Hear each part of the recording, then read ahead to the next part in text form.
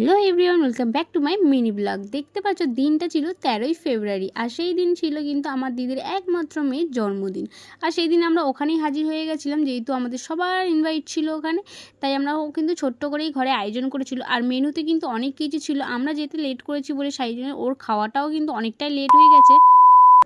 এখন তৈরি হয়ে গেছে ডেকোরেশন, কিন্তু এখন যাবে কেক কাটিং করতে। তাই আমার দিদির মেয়ের সমস্ত ডেকোরেশনটা আমিই রেডি করেছিলাম। আর সব থেকেও বেশি খুশি হয়েছিল এই ফুলের উপর থেকে হেঁটে আসাটা, কারণ ও ভাবতে পারিনি যে আমি ওর জন্য এটা তৈরি করব।